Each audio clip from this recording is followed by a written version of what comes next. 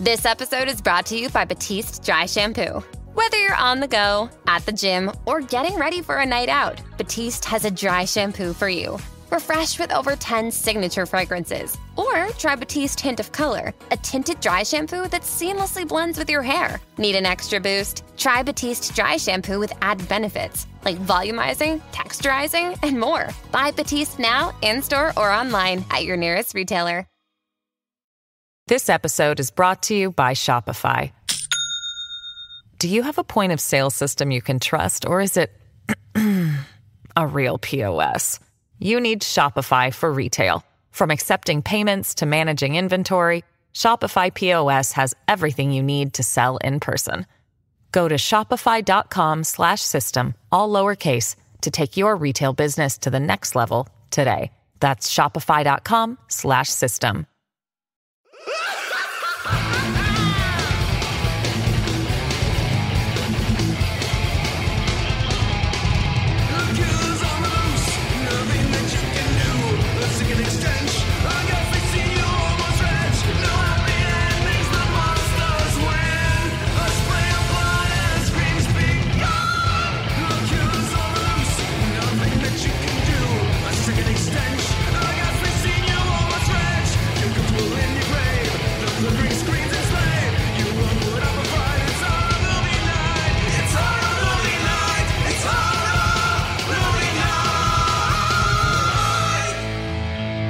Everybody, we're back with another episode of Horror Movie Night, and this week, this is listener submitted pick number 3, Night Angel from 1990. Let's go to the email real quick. The email for Night Angel. Oh no, I forgot who suggested this. All right, here we go. And then I gotta tell you the wizard behind the curtain. So. Says, hey guys, I've always loved being a listener and getting to know you guys. From the TCM3 listener submitted episode I suggested as I finished my master's, we were years from that now, and soon I'll be getting my PhD. I'm glad to have gotten to know you guys and to call you friends. I don't know if this is the best way for Matt to find out, but myself and my partner are making plans of going back to California. We'll still be in the area until the end of 2024, but who knows how soon after that. I really love you guys, and I just wanted to celebrate you guys before I got my pick in. My pick is Night Angel from 1990. The fact that this is an early Doug Jones role as a horny sidekick in a fashion museum needs to be seen. Everybody is already horny, but when Lilith comes to town, people really get at it. From Karen Black being seduced into insanity to a ridiculous horror trip that you may have to play back to believe what you saw. It hasn't been covered, but this may be a second Beyond the Door 3. Love you guys, Eli. So I didn't intend to vote on this one. I think Scott maybe strong-armed. Oh, I certainly did. But real talk, this is the first time I read that Eli's moving from Philadelphia. Dude, we had that email months ago. I know. That's really heartbreaking. I'm going to have to text him. All right. Well, he did call it out. My very first note was, holy shit, young Doug Jones. But again, not having read that email, I just caught it on scene. I was like, that is Doug fucking Jones right there. Yeah. Beautiful Goldilocks Doug Jones. Yeah, you gotta... So, the lead singer of Cannibal Corpse, his name is George Corpse Grinder Fisher.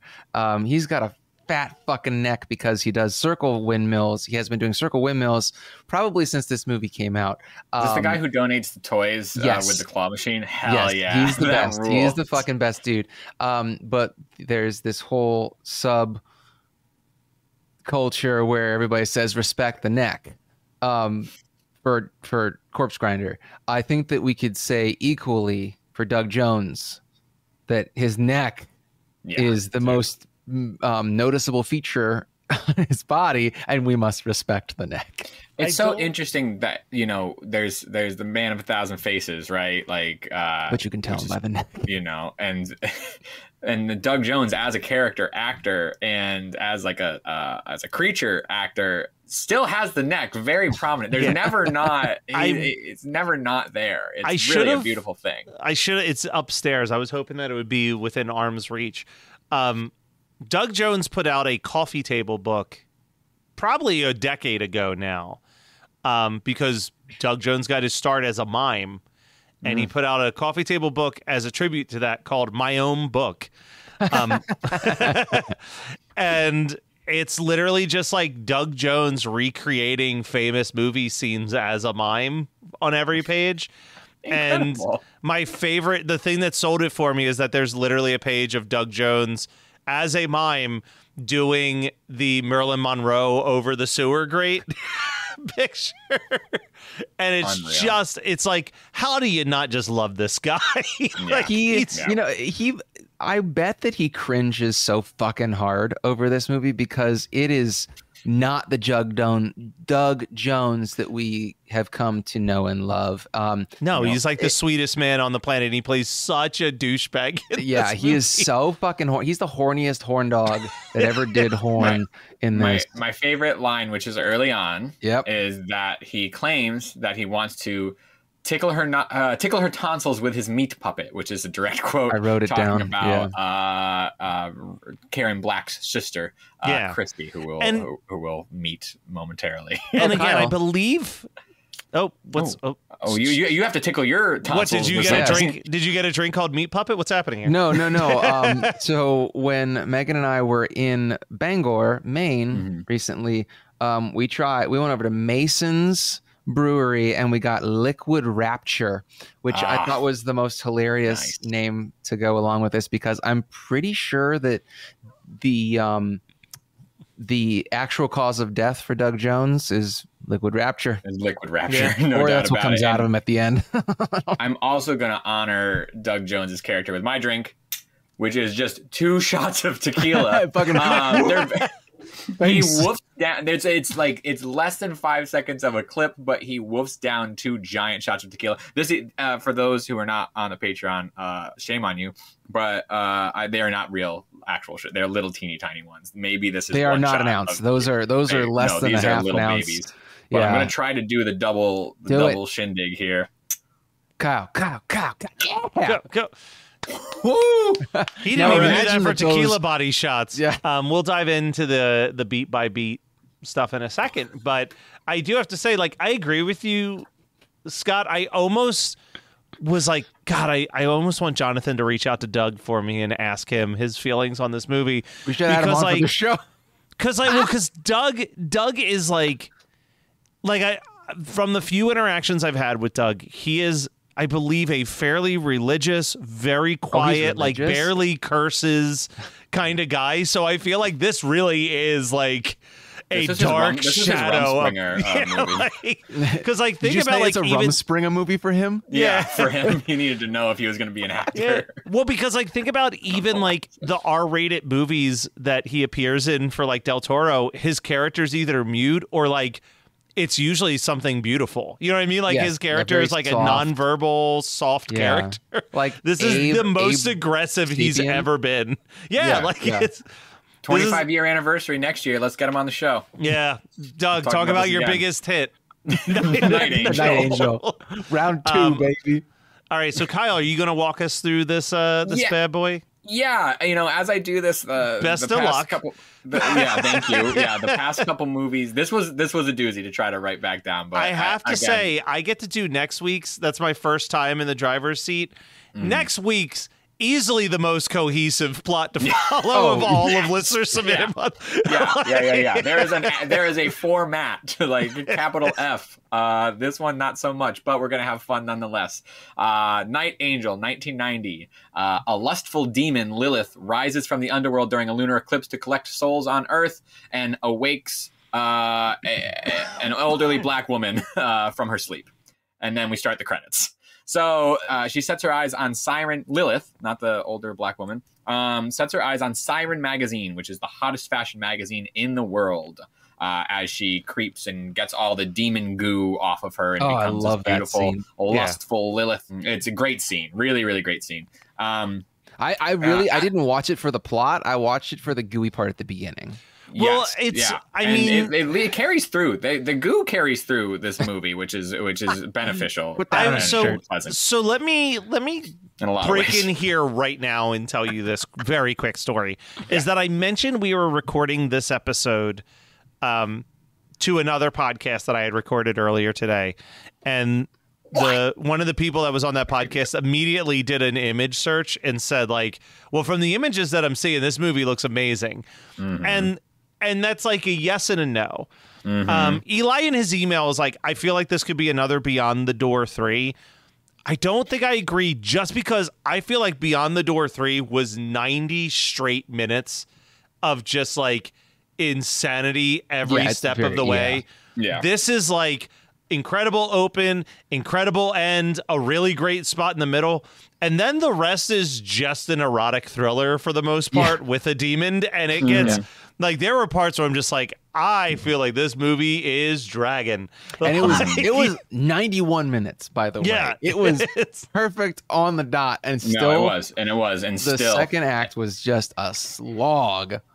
I want to point out that this is the follow-up from director Dominique Othen Gerard, who you might recognize, who directed Halloween 5 immediately before this in 89. And then immediately following this was Omen for The Awakening, which was the made-for-TV one. He did not do too much after that. Red Shoe Diaries, Beyond Desire, and The Crusaders. Erotic thrillers. There we go. Yeah, that's his bread and butter, baby. Yeah, I mean, some could argue that Halloween 5 is the erotic thriller of the Halloween franchise. It is the most erotic of the sequels. I would agree.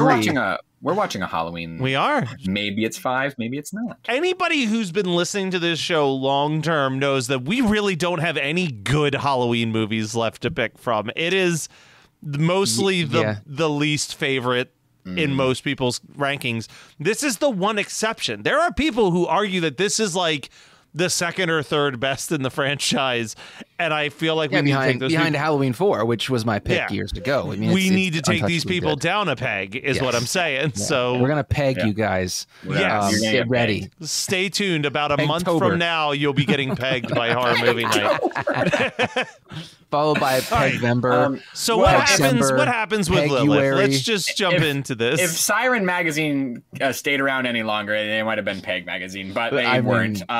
At the Siren offices, we are introduced to a handful of employees, mostly men who work in this office, including Craig, who will become our lead character, who's horny, a photographer friend named Rob, who's horny. Yeah. And and Doug Jones, who I don't even remember his character's name. He's just Doug Jones. He's Kenny.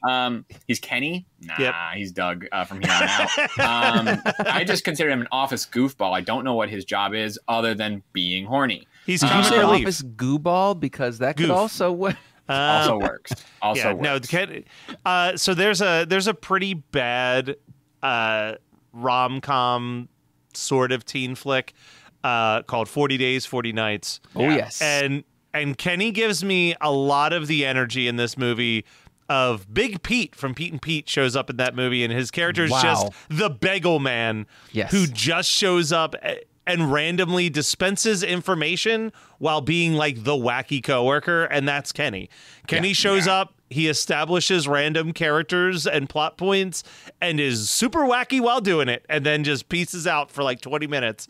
And then comes back. Karen Black, our boss. Exactly. It's that. It's that is his only job, and he does a great job at it. He's he should be promoted, but things don't work out in his favor. We cut back to Lilith, who is now gone from her netherworld grave and is now out and about and on the town, and she has gotten to a car with Siren Magazine's owner.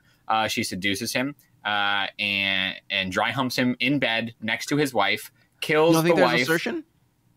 I don't think so. I think he would. I love the wife who's like, what is this? She's like, and then gets her throat slit, and it's great. It's great. The throat slit's great. The chase down of the kid, because they have a child who walks in on, if walking in on your parents having sex is bad enough, walking in on your mom dead while your dad cheats on your mom with a demon is also Mom really said scary.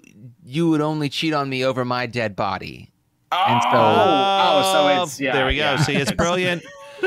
And that urban legend started. That kid gets fucking the kid apparently dies, which I watched this movie twice. Well, 1 3/4 time. I watched it 3/4 of the time to say, hell yeah, we need to watch this one, because Wizard Behind the Curtain Eli was like, I'm going to put in, I don't know what to put in for listener submitted month here on my couple. And I was like, dude, please, for what happens in that, the nightmare scene in the club in the second act alone, I need this. And he was like, sure. Okay. And so I watched 3/4 of it, and I watched a full run through for today. My God. The first time I thought that kid lived and was just going to need a shitload of therapy. No, he gets killed. No, he gets killed, and it's not really an you don't see the kid get killed death. Though. You don't see the kill, but it was just like, oh yeah, the whole family's dead. Yes. So, but they're still going to party. They still have to party. That's the craziest thing. They're like, hey, party must go on. But we're going to quote unquote take it down a bit, which they don't, because Doug Jones is first thing he's there, he's like two-hand double fisting tequila shots. Yeah. The party starts when Doug walks in, and Rita, the editor, again played by Karen Black, who is just great. I love Karen Black. Everything she does is great. Fantastic. Everything she does is great. Everything that she does has just like this air of weird sex or like sexual awakening, and it's just fantastic. So the party is going off sort of without a hitch. Rita decides to bring her her jewelry designer sister named Christy, who is this sort of angelic blonde looking woman, to the party, who then throughout the movie is the counterpart to Lilith, who also shows up uninvited to this party. All eyes on Lilith. She goes out on the dance floor with Doug Jones. They have the craziest dance scene that I've ever seen. My eyes are on Doug way more than Lilith, to be honest with you. Everybody else is watching Lilith. With the exception of, Craig, our lead character, kind of has eyes on Lilith, but is also flirting with Christy here. And she calls him a dick, sure. And he says, she says, you're a real dick. And he says, well, I guess that's better than a fake one. And she goes, I guess so. Well, yeah, and really jokes. Lame. Kyle, listen, there's a lamer line, and I'm going to get to it in a second. But Kyle, you are really drawing a lot of attention to, I think, another one of the problems with this movie is just too many goddamn characters. Yeah. Oh my God. There are too many characters in this movie who all are supposed to be ones we're clocking and keeping tabs on. But the real dick line pales in comparison to the line that I'm sure some writer did a victory dance around his table after he wrote, which is when Craig is getting his palm read or she's doing some astronomy stuff and she goes, oh, well, you're ruled by Uranus. And he goes, I'm ruled by my what? Yeah, that whole scene is fucking cringe. That guy has he has no, as the kids call it, riz. No. Zero. But still, Christy is like, yeah, let's fuck. Let's dance. Let's dance in your candlelit apartment and then fuck. Even after she's like, oh, you're a player. After they go to that party at the bar, she's like, she knows who he is and what he, where his dick has been basically. And she's like, oh, I'm from Minnesota. I need some of that LA dick. Apparently, because this is in LA, right? Like, it's got 100%. It has to be. It doesn't read New York at all, and I don't think that they intend to have it. No, that warehouse where Siren Magazine is housed is literally LA. It's everywhere in Burbank. Yeah. I just want to say real quick, listeners. I know Matt said astronomy. He meant astrology. It's okay. Whatever. He's never had his palm They're tickled. both equally made up. Yeah. No. Craig Christie's mad at you, and as is like literally everyone that listens to the show and believes in science. Well, so Christy and Craig have teamed up here. You would think that Doug and Lilith are going to have a moment, but Rod, the photographer, swoops in, gets Lilith's eye, and then go to fuck somewhere. And Doug luckily gets to follow along and watch smushed up against a glass door, which is just hysterically. The visual is hysterical. He's begging them not to have any intimacy at all. It does not work. It's literally he gets so me with a up. high school girlfriend. I promise. It's I don't know who it was, but that was me. That was, just longing for Lilith. He longs so hard and so rough that he smashes through the glass door at the same moment that Lilith lures Rod down an elevator shaft. So Rod gets sprung by landing on a spring at the bottom of an elevator shaft. Great joke. I was like, I wrote, my note was like, yeah, he got the shaft. Yours are good. Probably better than mine because mine was so on the surface. I was like, well, looks like Rod got screwed. Hey, I still liked it. So, you know, the higher ups just keep dying. Doug Jones does not die, but he does fuck up his leg pretty bad here.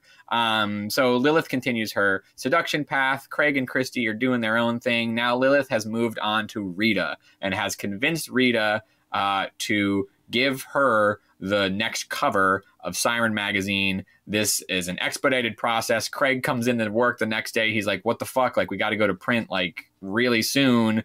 We were working on this cover and now we're just going to shoot this woman. And Lilith, because she is a demon, causes some chaos here in the studio and basically runs Craig and Christy, who is now just here.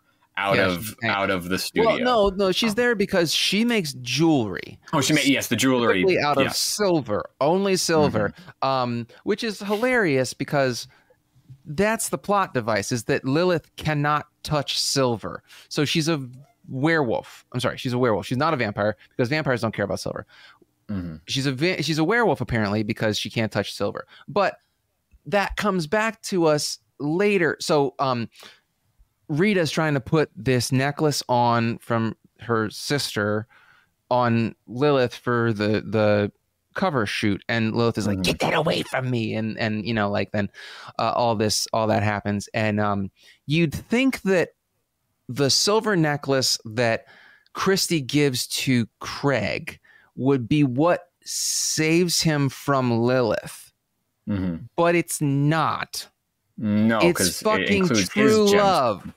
It's true love. It's the amethyst stone, which keeps her at bay.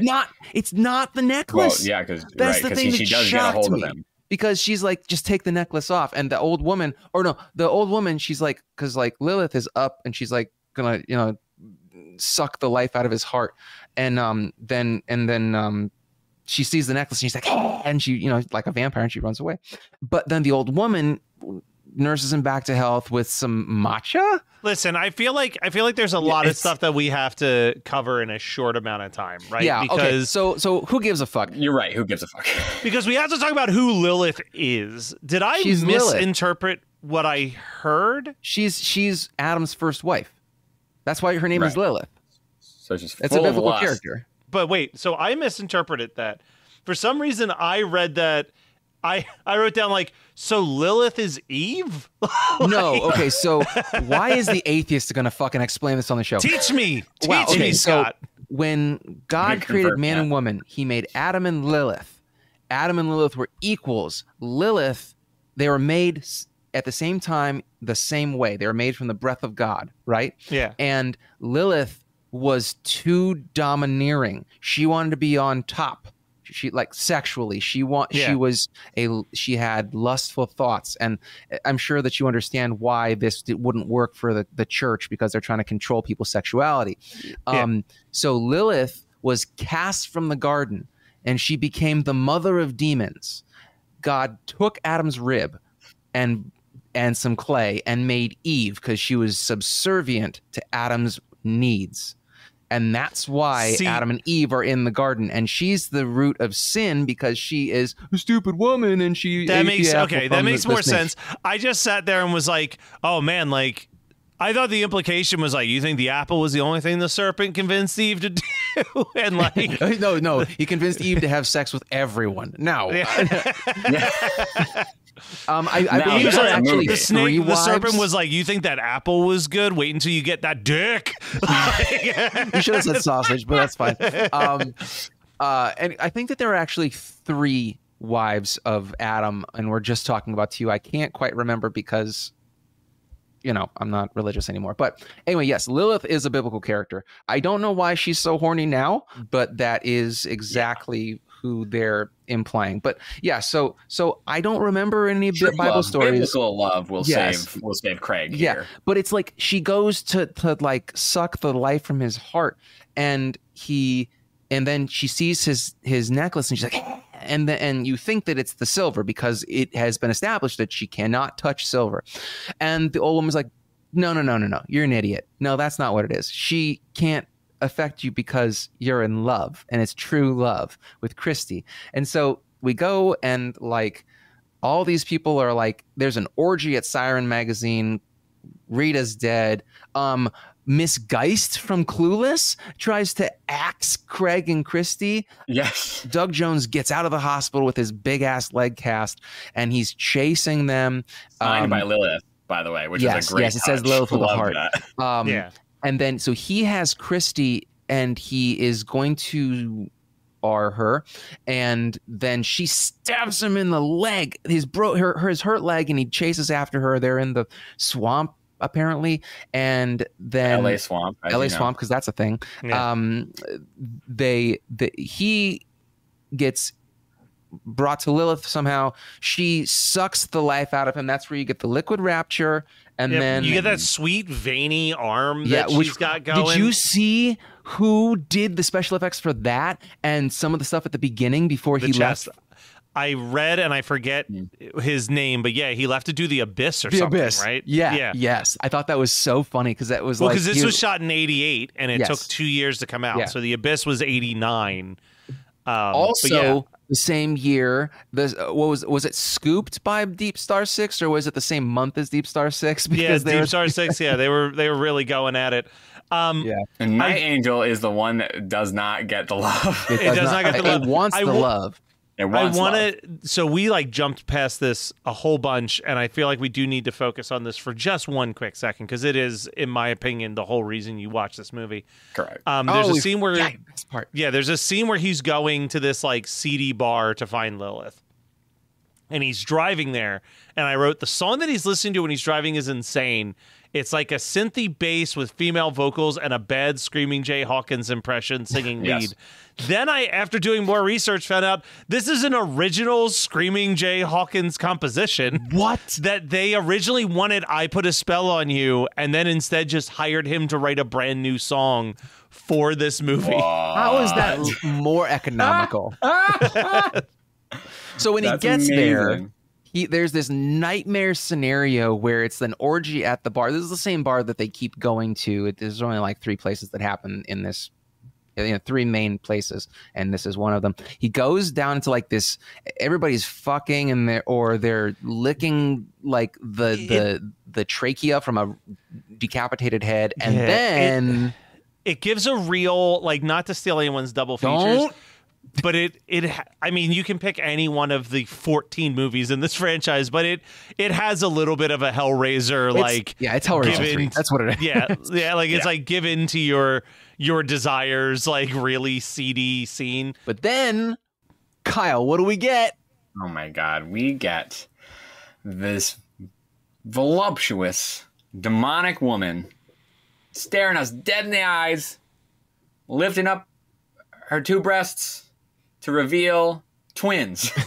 She's got twin men underneath her very large breasts. If you have been on the internet in any capacity, horror, like deep, weird horror cuts, deep, weird 80s, 90s things, you probably have come across this GIF. If you search Night Angel in Google Images, besides a handful of Lilith. Turn off safe search.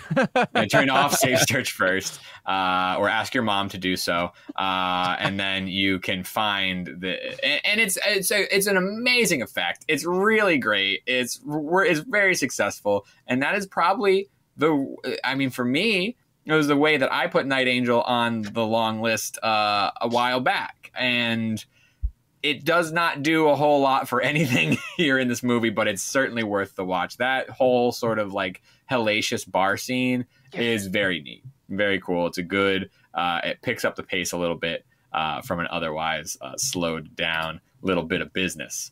But that Craig has to fend off this hot and sexy demon orgy somehow he's not gonna succumb to these wily ways. Being in true love is what keeps him getting him safe. Yes, and getting lots of STIs. So they're in the swamp. He gives in to Lilith.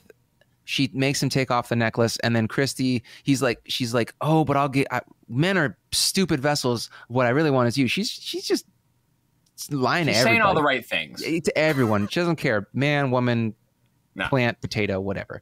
And so right before Christy touches hands with Lilith, Craig goes, I love you. And he grabs her hand, and then Lilith is like, no, my one weakness, hand holding. And so she's like, the she turns into a pedestrian and childish show of affection. Oh my God, no, yes. I wanted the D and you gave me the H. Yeah, yes. And so the old woman comes and stabs her in the heart, and she explodes 3 times in a row. It's amazing. And then everybody's happy except for the fact that Lilith does get her cover of Siren magazine at the very end, and you're like, well, what if there's gonna be a Night Angel too? There's not.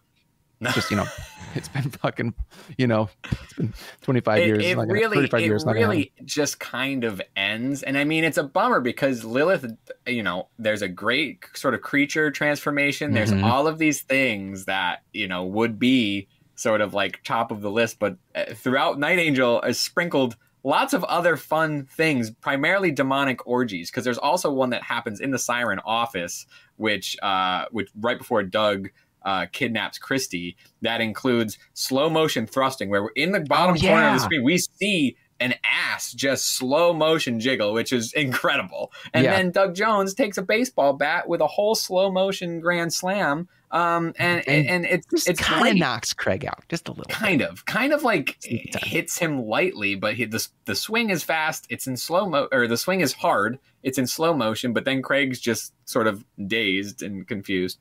But there's the movie has these little portions of demonic craziness that are then met with patterned with I don't know what. And I Erotic just watched thriller. it yesterday. Matt was right, man. It does have that. It has some moments.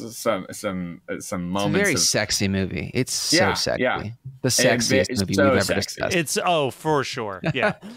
Honestly, of the American movies we've discussed, this is one of the more erotic. I wouldn't say that I was aroused by it. No, I just mean that everybody fucking. Yeah, everybody's fucking. It felt very Italian in that sense, where it could have come right out of like an Italian director's notebook, right? Like it had that sense of it, but it was also a little gooey, and like it had some Yuzna feels, and it had a lot of fun lots with of it. Yuzna feels. Lots of Yuzna feels. So it's an interesting one. It's something. It's a film. I'm glad we watched it. I enjoyed both my 1 3/4 watches of it. I don't know if I'm going to watch it again this year. Yeah, that's a lot. This was definitely one of the ones that I thought, I'm glad I watched this. I don't think this is one I'm going to put in my collection, though, because I don't think I'm ever going to be like, man, I need to crack open Night Angel. Night Angel, yeah. And it's a Kino Lorber. Like, and it's also got too many slow parts to like justify even a weird ass movie night screening. Work. Yeah. This episode is brought to you by Shopify. Do you have a point of sale system you can trust, or is it a real POS? You need Shopify for retail. From accepting payments to managing inventory, Shopify POS has everything you need to sell in person. Go to shopify.com/system, all lowercase, to take your retail business to the next level today. That's shopify.com/system. Are you troubled by trying to find a great movie podcast to listen to? Do you experience a love for monster movies from the classic Universal era to the modern creature features? Have you or your family ever watched episodes of Elvira, Monster Vision, or Svengoolie? If the answer is yes, then don't wait another minute. Open up your podcatcher and search for the professionals. The Monster Rally Podcast. Our hilarious and asinine hosts have an ever-growing library of episodes for you to listen to 24 hours a day to serve all your monster movie needs. We'll talk about it. If it was playing at Weird Ass Movie Night, you would have to have a double feature to go with it. So I'm curious what you guys would make your double features with this one. Kyle? There's a handful that you could choose from. There's definitely a handful in this movie. But I actually want to watch In the Mouth of Madness. All right. I like particularly there was that scene that I referenced in the Siren offices that have now gone completely crazy. That reminds me of the alleyway scene where we start getting Sutter Kane's thing, and I was just like, this could be a lot of fun. In the Mouth of Madness is an all-timer for me, and Night Angel has not broken the top 500, but they do feel like they could be a good double feature. Yep. How about you, In Scott? the Mouth of Madness is kind of a porn name anyway. Yeah, that's right. I mean, Night Angel sounds like a Cinemax at midnight movie anyway. This was really aiming for that. But yes, so for me, I'm going to go with Night of the Demons 2, specifically because of mainly because of the dance sequence that Angela does to a Morbid Angel song. Yeah. But also because they are both incredibly gooey. Yeah. I'm going to go with, look, you guys both made good picks. I actually do think that I have the best of the three. I don't often say that, but I really think I nailed this one. I don't know why, but the whole time I was watching this movie, I kept thinking, you know what this movie makes me think of? Lair of the White Worm. Wow. Yes. Yeah, good. Very sexual. Like it's sexual, it's biblical, it's gooey, it's weird, it's hard to follow. It just checks all the boxes. How did this one have an easier plot to follow than Lair of the White Worm? Yeah. How? That's a good pick. Thank you. All right. Well, guys, just letting everybody know out there in listener land that on October 1st, we'll be beginning the Scare Packages offer on our website, hmnpodcast.com. So make sure that you go and hit us up and get some of those Scare Packages. It's $25. You're going to get a mystery shirt and some other goodies. So don't miss out on that. Also, patreon.com/HMN podcast. Find us on all of our socials as well. It's all HMN podcast. That's how you find us basically everywhere. So come and hang out. And if my two lovely co-hosts don't have anything else to talk about, let's dive into the What Did I portion of the podcast. What did I? Yeah, what did I read? What did I watch? Let's hear about it. Kyle, you started with a double feature, so you do this too. I wrote about this for our newsletter this month, but I watched, and I had suggested it as one of our Patreon picks, and it didn't get the vote, and I'm kind of glad that it didn't. It doesn't make for a main feed pick, and I don't think it would necessarily be like that fun of a Patreon pick, but I had fun with it. It's a movie called FX from 1986. Yeah, it's a great flick. Like I think that like. All in all, we would have fun, but I just don't let me ask an honest question about FX, because I have FX and FX2 that I bought on DVD years ago. It was like a double pack for $4 at Best Buy. Yeah. And I remember nothing about watching them. Yeah. Would it work as a horror movie night episode, or would it have to be a Patreon bonus? It would have to be a Patreon bonus. What it is sort of like a conspiracy action thriller. But it just happens to be about a special effects, and to me, he sort of reads like a Stan Winston or a Rick Baker, right? Like he's good at what he does, but he remains in like the horror or independent film realm. And again, this is 86, so like this is not out of the ordinary. But he's like the best in the business, right? And he gets hired by the government to help them fake an assassination so that they can put somebody who is part of the mafia in the witness protection program. But this special effects artist gets double-crossed and is now part of this conspiracy and has to try to figure it out / escape / like just get by and not get killed by now the government. Apparently now the New York PD doesn't know about this, and they are also sort of following the trail and realizing that this is all a setup, and that the mafioso that they were trying, that allegedly got killed, may or may not be dead, may or may not be connected to the government. There's a lot of there's a lot of fun references to like Larry Cohen movies. There's a poster for Fade to Black in the background. It actually feels like it is in the Cohen universe. You know, Cohen does these sort of leans into these conspiratorial things in a lot of his films, even though they're like supernatural, like they you know, God told me to and stuff like that. There's like there's a conspiracy afoot in New York City, and this kind of this mimics that, but in action thriller, sometimes comedic way. It's goofy and it's fun. I really enjoyed my watch of it. I'm eager to watch FX2, where the boys are back. The officer and the special effects artist are back for more hijinks. I don't even know how, but they are. So I wrote about it as my too hot for HMN article for this this month's newsletter. Who knows? That sounds like just throwing this out there. I mean, you pick whatever the hell you want, but that sounds like a magical pick for like that Black Friday, Thanksgiving time option where they pick the last movie of the year that doesn't have to be a horror movie. It feels like it's enough afoot in the horror world that it could work. It probably won't. It probably won't beat what I'm planning to put in that category this year, but you know, yeah. And I'm not sure. I'm not sure it is up to me for it. Maybe next year, but I did really like it when it's now too lukewarm for HMN or just the right temperature for HMN.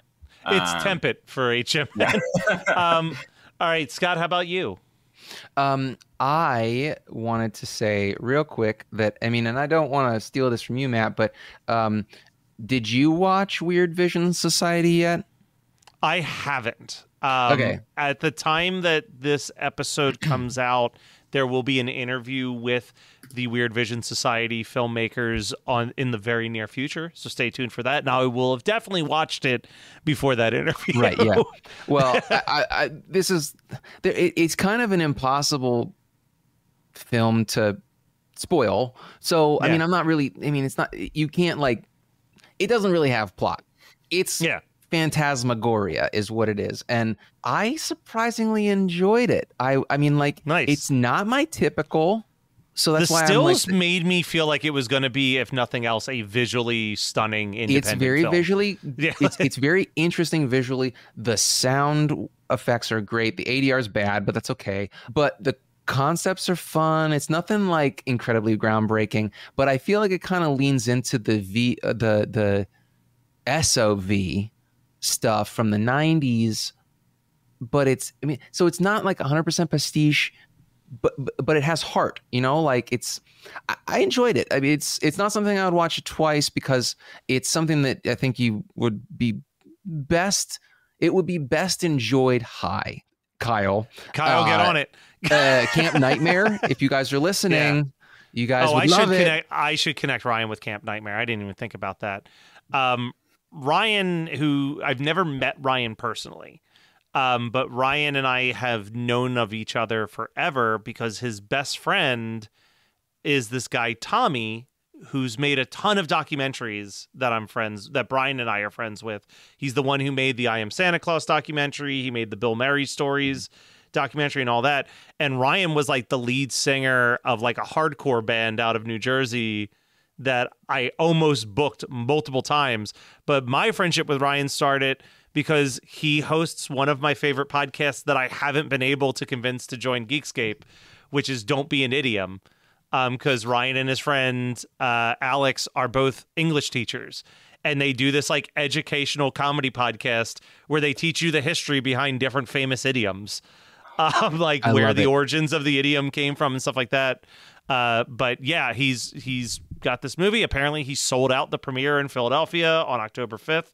And it's hitting the festival shortly after that. So there will be opportunities for our listeners to check it out. They also have a VHS and streaming release already planned. Like they've got some good stuff. So I'm excited to watch it. And the fact that you liked it is like a double seal of approval for me. Because I know that when it comes to those types of movies, you are a very acquired taste. But every once in a while you have like a Hellbenders or this where you're just like, oh, this is great. Like this is... Yeah. Yeah, and if listeners are into the Addams Family, the filmmakers, because Matt mentioned Hellbenders, come back next week. I got a review of their new movie. Yay! I will also I'll be there. Yeah, keeping on the train of A, people that we kind of know, and B, last week I talked about a book. I'm going to keep talking about a book. We're recording these all after I came back from Comic-Con, where I knocked out 5 books that week. Damn. There's a lot of time alone at a table, Scott. Yeah. I read Eric J. Brown's The Only Light Left Burning.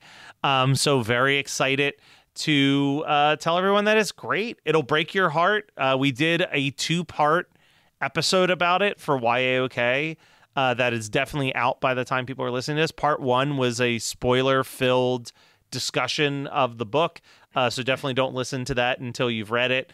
But then we also put out an episode that Scott, you might even want to check this out. The name of the episode is So Your Book Got Published, Now What? And it's Eric breaking down like what you have to do as an independent writer to market your book, because spoiler alert, the book companies won't do it for you. Yeah, not anymore.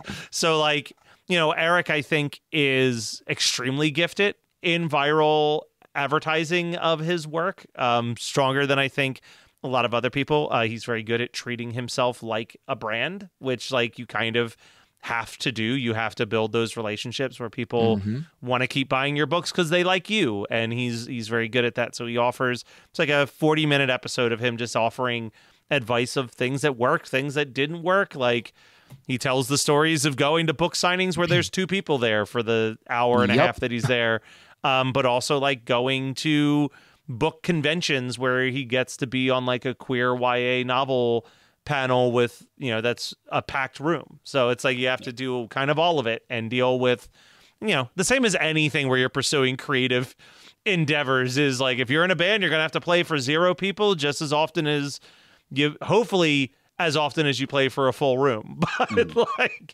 But it's not fun out there. It's not fun out there for us. It's not fun out there for Night Angels. And, R.I.P. Siren Magazine. R.I.P. Magazine industry is all gone to shit because of Lilith. Stay tuned, though, because next week we're going to do our final listener submitted month pick. And, it's one I never thought we would ever talk about on this show, but I'm glad we decided to do it. So stay tuned for that. Dead medium.